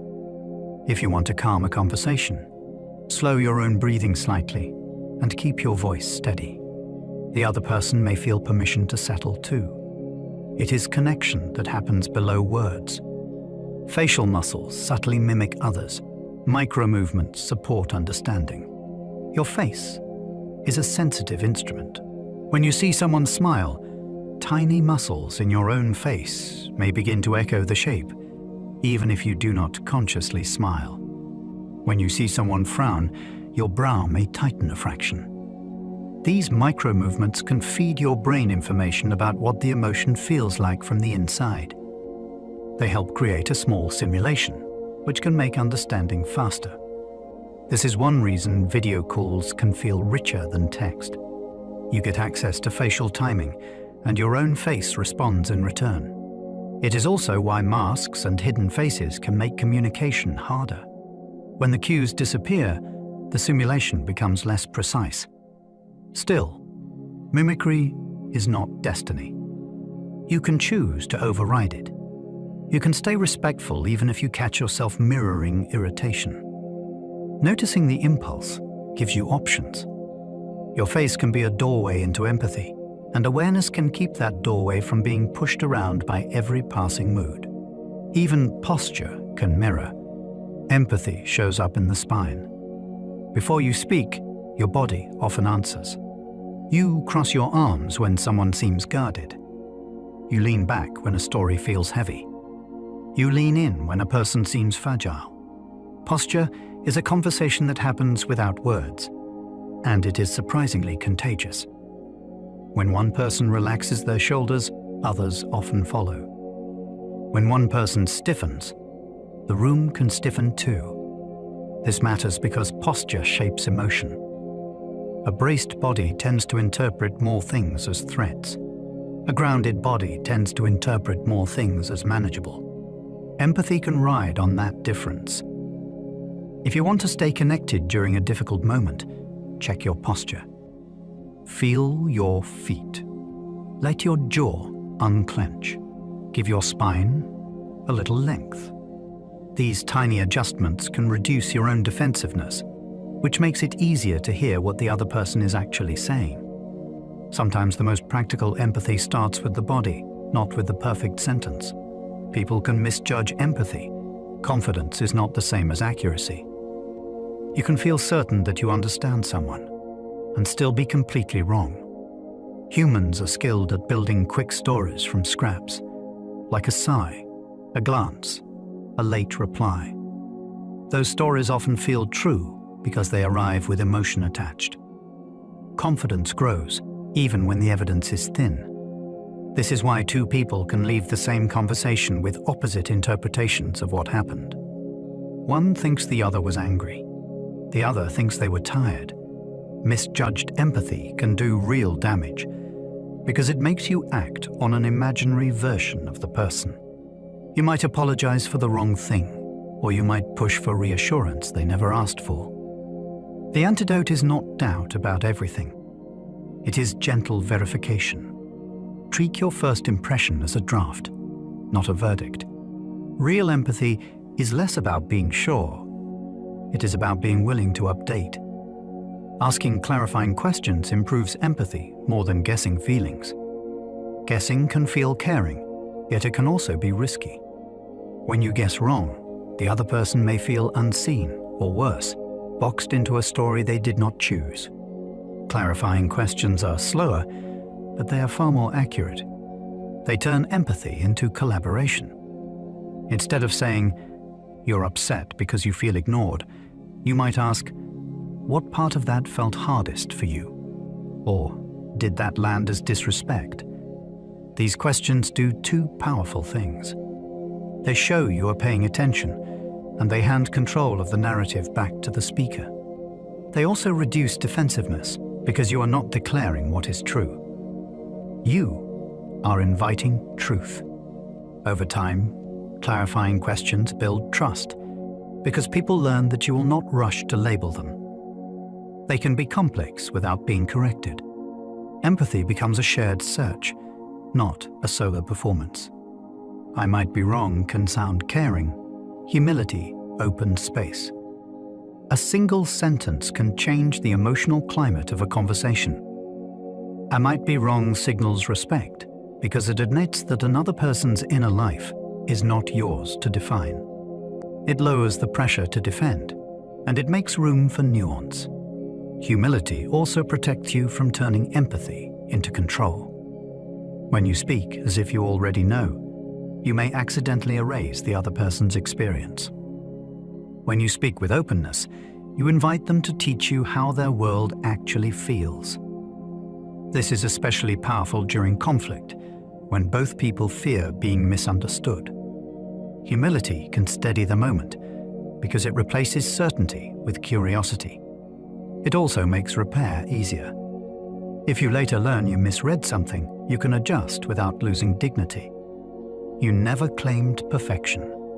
Humility is not weakness. It is a form of care that honors complexity. Empathy is not mind reading. It is careful, revisable inference. Empathy can sound mystical, as if you're supposed to magically know what someone feels. In reality, it is more like good detective work, and good detective work stays flexible. You gather clues from tone, timing, context, and history. Then you form a hypothesis, and you hold it lightly. You notice how the person responds, and you refine. This approach reduces pressure on both sides. You do not have to perform certainty, and the other person does not have to accept your first guess. It also makes empathy more reliable. When you treat understanding as a process, you become less likely to take one moment out of context. You stay open to surprises, like someone laughing because they are nervous, or someone going quiet because they are thinking. Revisable empathy is respectful. It says, "I am trying to understand you, and I will keep adjusting as I learn more." Over-empathizing can become intrusion. Respect protects the connection. Caring can tip into crowding. Sometimes a person offers constant emotional attention, and it starts to feel like surveillance. The intention may be loving, yet the effect can be suffocating. Over-empathizing often shows up as insisting on feelings. "Tell me what's wrong" becomes a demand. Or it shows up as over-identifying. The listener becomes more emotional than the person speaking, and suddenly the speaker has to comfort the listener. Respect restores balance. Respect asks before entering, and it accepts "not now" as a complete answer. It also trusts the other person's pace. Some people process internally before they can speak.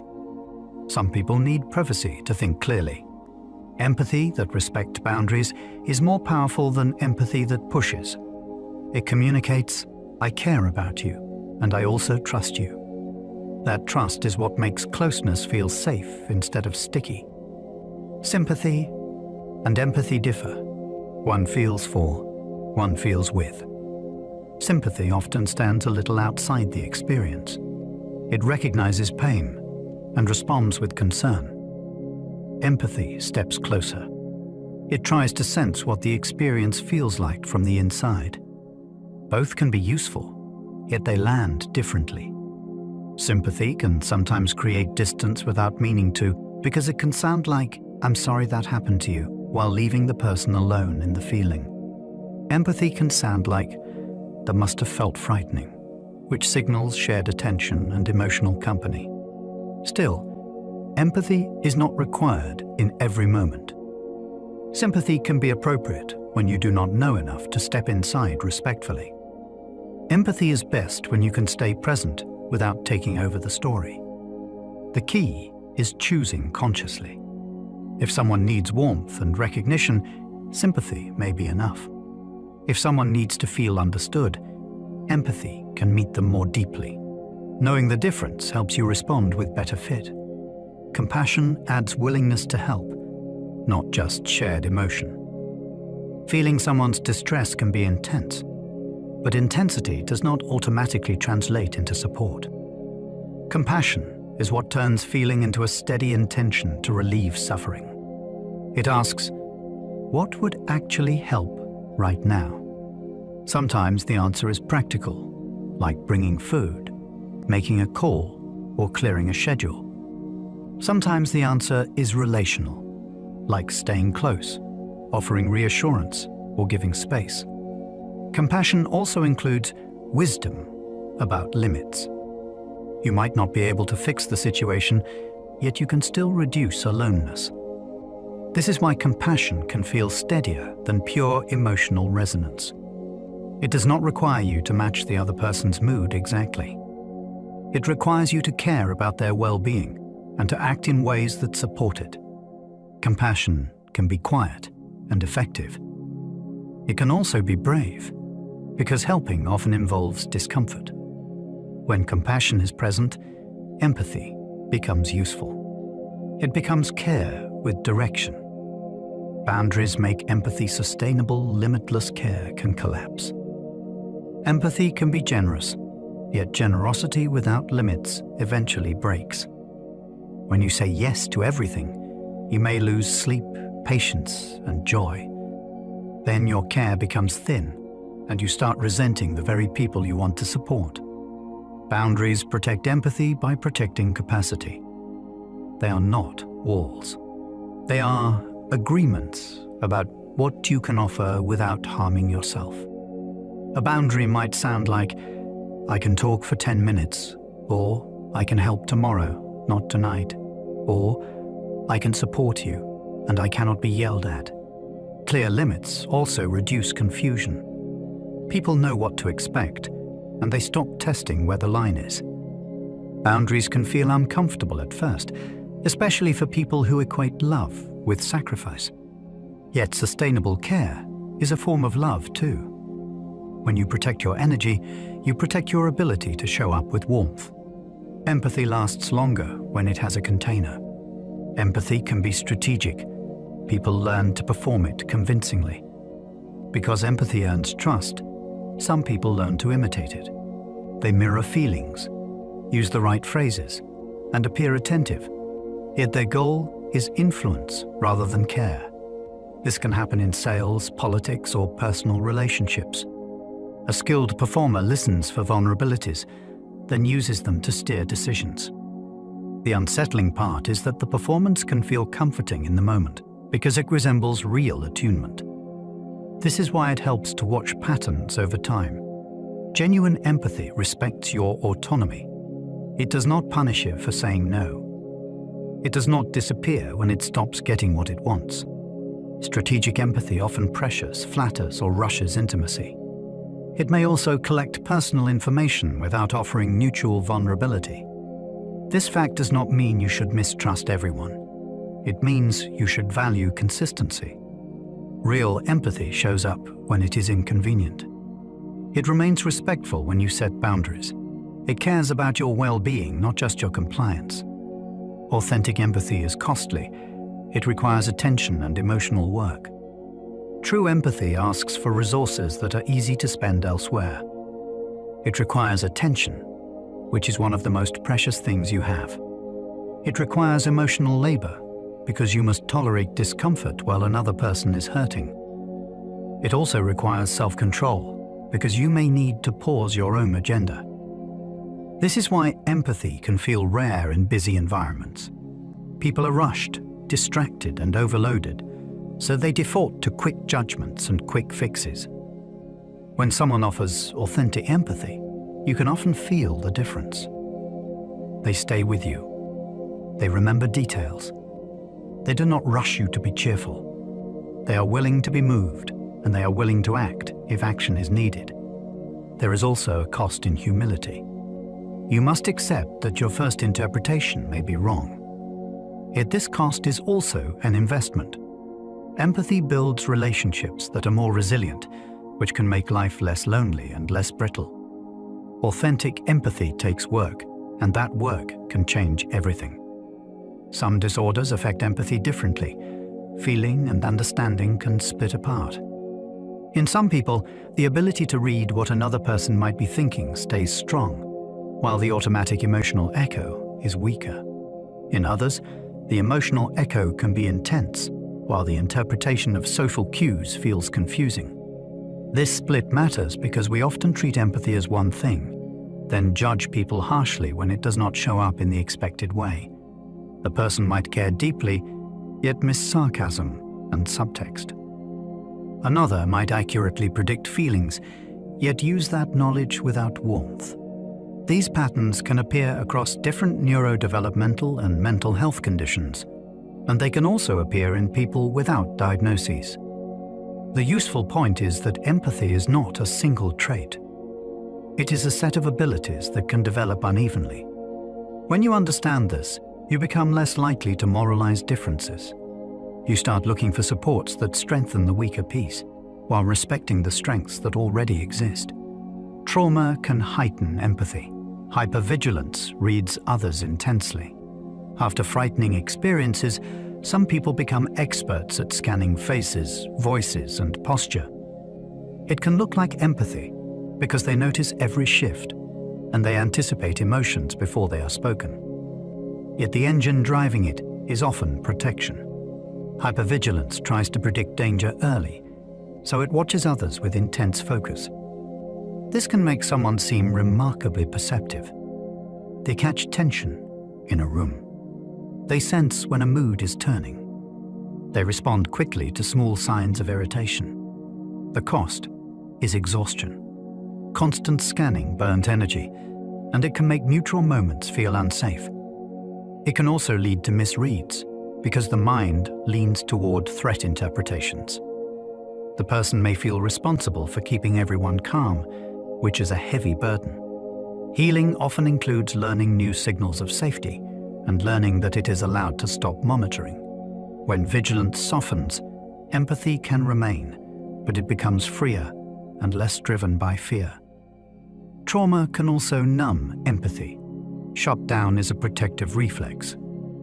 Some nervous systems respond to overwhelm by going quiet. Instead of feeling everything, the mind pulls back. It can feel like watching life through thick glass. This shutdown can protect a person from being flooded by memories, sensations, and grief. It can also reduce access to other people's emotions, because the system is minimizing all feeling to survive. Loved ones may misinterpret this as coldness, yet it can be a form of emergency braking. You might see it in someone who freezes during conflict, or who becomes strangely blank when others cry. Their body is not refusing to care. Their body is prioritizing safety. Recovery often involves rebuilding tolerance for emotion in small steps, with steady support and predictable environments. As the system learns that feelings can rise without catastrophe, responsiveness returns. Empathy becomes available again, not as a forced performance, but as a natural signal that the person is back in the present. Depression can distort empathy. It predicts rejection even when care is real. Depression can act like a filter over social life. A friend's neutral message feels like disappointment.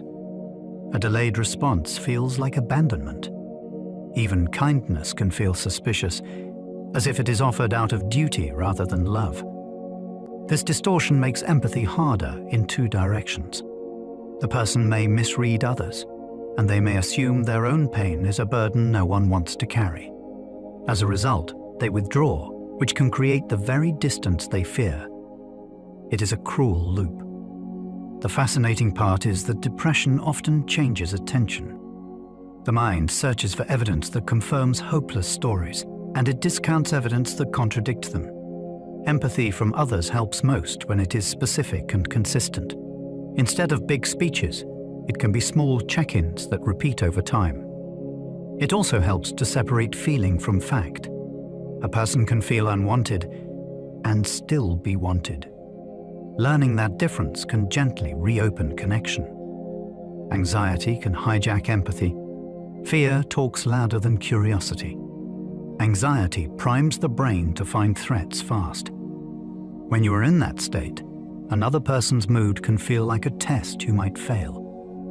You may focus on cues that suggest disapproval and miscues that suggest neutrality or care. This can shrink empathy because attention becomes self-protective. You are not thinking, what are they going through? You are thinking, what does this mean about me? Anxiety can also make reassurance addictive.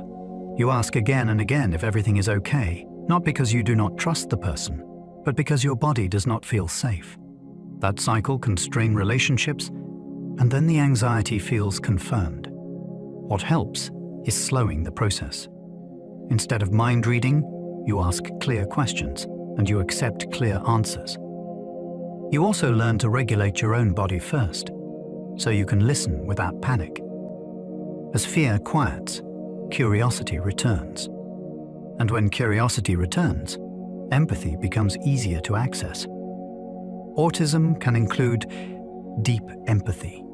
Expression may differ from expectation. Many autistic people care intensely about others, yet their empathy may not look like the standard script.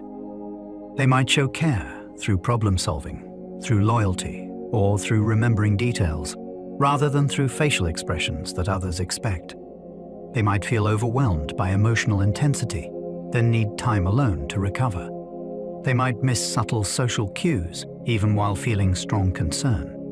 This mismatch can lead to unfair judgments, especially when people equate empathy with eye contact, quick verbal reassurance, or a particular tone. It helps to focus on evidence of care over style of delivery. Does the person check in later? Do they take action to help? Do they respect your boundaries? Communication differences can also hide empathy in both directions. An autistic person may not read your hints, so direct language can be kinder than implication. When expectations are adjusted, many relationships become warmer. You start seeing empathy expressed in its own dialect, which can be beautiful and reliable once you learn it. Alexithymia can limit empathy. Naming your feelings helps you name theirs. Some people struggle to identify and describe what they feel inside. Emotions may register as vague discomfort, tension, or fatigue, rather than as clear labels like sadness or anger. This experience is often called alexithymia, and it can make empathy harder because your own internal map is blurry. If you cannot easily recognize your feelings, it is tougher to recognize another person's. Yet this is not a lack of care. It is a difficulty with emotional language and interoception. The hopeful part is that skills can grow. People can learn to connect sensations with words, like tight throat with grief, or restless energy with anxiety. Over time, that vocabulary becomes a tool for understanding others too. A person might go from "I feel bad" to "I feel disappointed and worried," which changes how they respond. This also changes relationships. When feelings become nameable, they become shareable. And when they are shareable, empathy has a clearer path. Psychopathy may involve low emotional empathy, yet cognitive empathy can remain. Some individuals show reduced automatic resonance with other people's distress. They may not feel the usual internal discomfort when someone is hurt. Yet they can still understand what others feel at a strategic level, and they can predict reactions accurately. That difference matters because it shows that reading a mind and caring about a mind are not identical processes. Cognitive empathy can be used for good like navigating complex social settings, or it can be used manipulatively, like finding the right words to gain between trust without genuine concern. This is why patterns over time matter more than charm in the moment. Healthy relationships involve respect for boundaries and consistent regard for well-being. When emotional resonance is low, ethical behavior depends more heavily on values, rules, and accountability. It is also important to avoid turning labels into insults. Human behavior is shaped by many factors, and most people are not neatly defined by a single trait. The practical takeaway is to notice actions. Empathy is real when it shows up in consistent care. Empathy can be practiced in therapy. It is a skill, not magic. Therapy often trains empathy in two directions at once. You practice offering understanding to yourself, and you practice offering understanding to others. A therapist may model reflective listening, and you start hearing how different it feels when someone truly tracks your experience. Then you learn to do it yourself.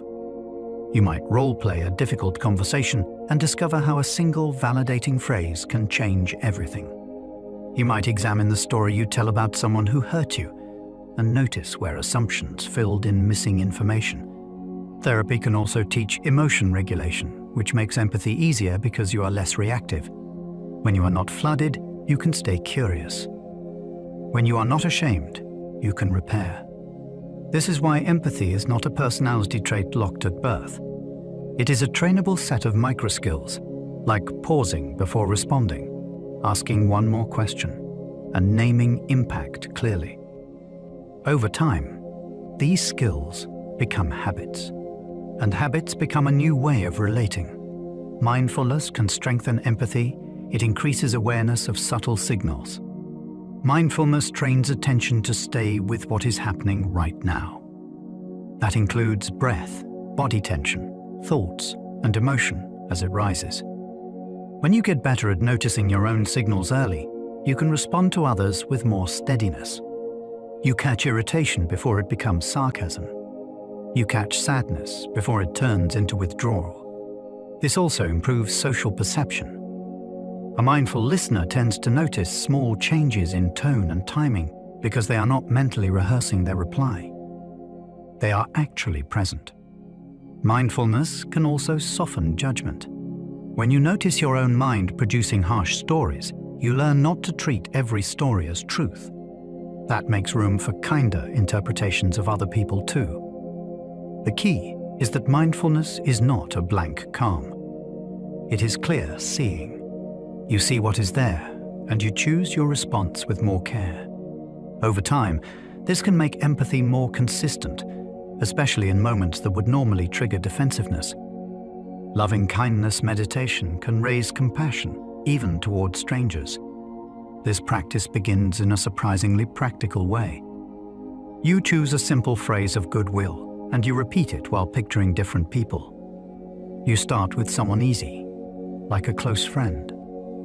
Then you widen outward to a neutral person, like a cashier you barely know. Some traditions even include someone difficult, which can feel challenging and illuminating. Over time, this trains attention to search for common humanity instead of searching for reasons to judge. Many people report that the emotional tone of their day changes in small but meaningful ways. They become quicker to offer patience in ordinary moments. They notice irritation earlier, and they soften before it becomes a sharp word. The fascinating part is that you are not waiting to feel compassionate by accident. You are rehearsing it, like practicing a musical scale, until care becomes easier to access on demand. Breathing slowly can restore empathy mid-argument. It reduces threat mode. Arguments often feel like they are about words, but the real battle is in the body. When breath becomes shallow and fast, your nervous system moves toward danger readiness. In that state, you hear criticism in harmless sentences, and you reach for defense instead of understanding. Slow breathing is a way to send a different signal. It tells the body that the moment is not a chase. It creates space between trigger and response. You might notice your shoulders drop. Your jaw unclenches. Your voice stops rising. Then, something important becomes possible. You can actually listen. You can ask what the other person meant, rather than punishing what you assumed. This does not mean you agree. It means you can stay present without becoming a storm. A simple rhythm can change the entire conversation. In many conflicts, empathy does not return through logic. It returns through physiology. Reframing a story can revive empathy. Motives change how we feel. A story is the meaning you attach to what happened. The same event can produce very different emotions depending on the motive you assign. If you tell yourself someone ignored you because they do not care, anger grows fast. If you consider that they might be overwhelmed or distracted, the anger loosens. Reframing is not making excuses. It is widening the list of plausible explanations, then choosing one that fits the evidence better than the harshest option. This can be a lifesaver in relationships because harsh stories create harsh responses. Softer stories create curiosity and calmer questions. Reframing also protects your future self. When you treat others as villains too quickly, you train your own mind toward suspicion. When you practice alternative motives, you train your mind toward flexibility. Empathy often begins when you say, "There might be another reason." Then you go looking for it. Curiosity questions lower defensiveness. Empathy begins with what happened. When someone feels accused, their mind stops listening and starts defending. Curiosity is a way to avoid triggering that shutdown. It sounds simple, yet it is powerful. Instead of starting with blame, you begin with a question that invites the other person's perspective. What happened from your side? What were you hoping would happen? What did you hear me say? These questions shift the interaction from a courtroom to a shared investigation. They also protect you from false certainty. You learn details you did not have, like timing, stressors, and misunderstandings. Even if the other person made a mistake, curiosity creates the best chance that they will admit it without feeling cornered. This is where empathy becomes practical. You are not trying to win. You are trying to understand enough to solve the real problem. Many conflicts end sooner when one person chooses curiosity first. It feels like a change in gravity. Naming emotions reduces amygdala activity. Clarity makes space for care. When feelings are vague, they can feel enormous. Your body knows something is wrong, yet your mind cannot explain it. Naming an emotion can shrink that chaos into something workable. You might move from a foggy bad to hurt, anxious, or disappointed. That shift matters because the brain treats clear labels differently than unknown threats. Once the emotion has a name, you can respond to it with more precision. You can ask for reassurance if you are afraid. You can ask for repair if you are hurt. You can take a break if you are overloaded. Naming also helps empathy in conversation. When you describe your emotion accurately, the other person is less likely to guess, and guessing often creates conflict. Clear emotion words can turn a fight into a plan. They can also prevent shame, because you are describing a state, not a defect. Clarity makes room for care on both sides.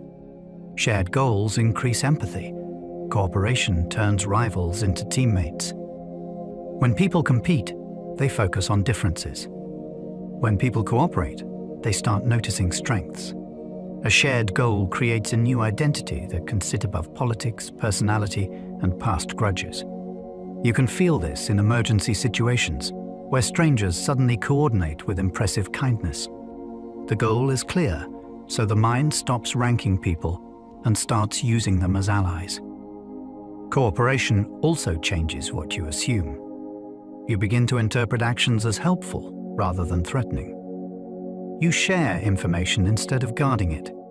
This is why cross-group projects can soften prejudice more effectively than arguments. When you solve a real problem together, you build trust in small steps. You see effort. You witness reliability. You start to care whether the other person succeeds, because their success is tied to yours.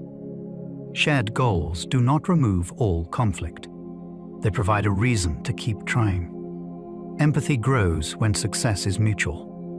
Empathy can be contagious online, but outrage spreads faster. Online spaces can amplify emotion because you encounter so many reactions at once. A heartfelt story can inspire thousands of supportive messages, and those messages can encourage more people to respond with care. Yet outrage often moves faster because it is sharp, simple, and activating. It rewards quick judgment and quick sharing. Empathy tends to require context, and context takes time. This difference shapes what goes viral. It also shapes what you feel in your body while scrolling. If you want to protect empathy online, you can slow the pace on purpose. Read past the headline. Look for primary sources. Ask what the person at the center of the story needs, not what your side wants to prove. Small habits matter. Pausing before reposting can reduce harm. Sharing a thoughtful comment can shift the tone of a thread. Online empathy is possible, and it can ripple outward. It just needs help competing with the speed of anger. Algorithms shape empathy. What you see becomes what you feel. Your emotions are influenced by what appears in front of you, and algorithms decide much of that feed. If a platform shows you constant conflict, your nervous system can start treating the world as hostile. If it shows you only people like you, your empathy may stay narrow because you rarely practice understanding difference. Algorithms do not have morals. They optimize for attention, and attention is often captured by fear, outrage, or shock. This means your empathy diet can be shaped without your consent. The empowering part is that you can intervene. You can follow sources that humanize instead of dehumanize. You can diversify voices. You can limit doom-scrolling windows, especially before sleep. You can choose long-form conversations over hot takes. Over time, this changes what your brain expects from humanity. What you see becomes what you feel, and what you feel becomes how you treat people. Curating your inputs is a quiet form of ethical power. Empathy scales poorly alone. Systems can carry care farther than individuals. One person can care deeply and still be limited by time, energy, and proximity. That is where systems matter. A well-designed system can turn compassion into reliability, so help does not depend on who happens to be nearby. Think of hotlines, community health programs, accessible design in public spaces, or school policies that protect vulnerable students. These structures do not replace human warmth. They extend it. They make care available even when no one has the perfect words in the moment. Systems also reduce the burden on individual empathy, which can fatigue under constant exposure. When support is built into the environment, fewer crises rely on heroic effort. This is a hopeful idea because it means empathy does not have to be limited by personality. It can be expressed through planning, funding, and design. A ramp is empathy made concrete. A fair schedule is empathy made practical. A safety policy is empathy made dependable. A society's empathy can be measured. Policies reveal what suffering counts. You can learn what a community values by watching what it protects. Who gets access to care? Who receives second chances? Who is believed when they report harm? Policies are not only technical decisions.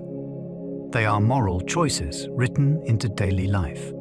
They decide whether people can afford treatment, whether children are fed, whether workers can rest, and whether people with disabilities can move freely through public space. Even the way a city is built can reflect empathy. Are there safe crossings, clean water, and public spaces that welcome everyone? Measurement is not just surveys about attitudes. It is outcomes, like preventable suffering and unequal risk. This perspective can change how you think about empathy. It is not only an inner feeling between two people. It can be a shared commitment that becomes visible in budgets, laws, and institutions. When policies reduce needless pain, empathy becomes something you can see and touch. As we come to the end of our journey through empathy, you can let the ideas settle like soft dust in still air. We explored how connection can show up in the body, in breath, in posture, and in the tiny timing of a pause. We wandered through how empathy can spread between people, how it can be strengthened through practice, and how it can fade when we are tired, hungry, stressed, or overwhelmed. We noticed that empathy is not one single thing. Sometimes it is feeling with someone. Sometimes it is understanding them clearly, even when you disagree. Sometimes it becomes compassion that helps, while still keeping wise boundaries. We also touched the ways empathy can be shaped by culture, by language, by stories, and by the systems that surround us. We saw how it can be misread, how it can be performed, and how it can be protected by humility and curiosity. And through it all, we kept returning to a simple truth. Empathy is not magic. It is attention, given with care. If you enjoyed this slow exploration, you might like to support the channel by liking, subscribing, or sharing a kind comment. It helps these bedtime science stories reach more listeners who need them. And if you happen to still be awake, there will be another video waiting on your screen. You can let it carry you onward, into a new set of questions and quiet wonders. For now, allow your breathing to ease into its natural rhythm. Let your shoulders sink. Let your jaw soften. You do not need to solve anything tonight. Just rest in the sense that you are part of a world where understanding is possible, one moment at a time. Sleep well, and good night.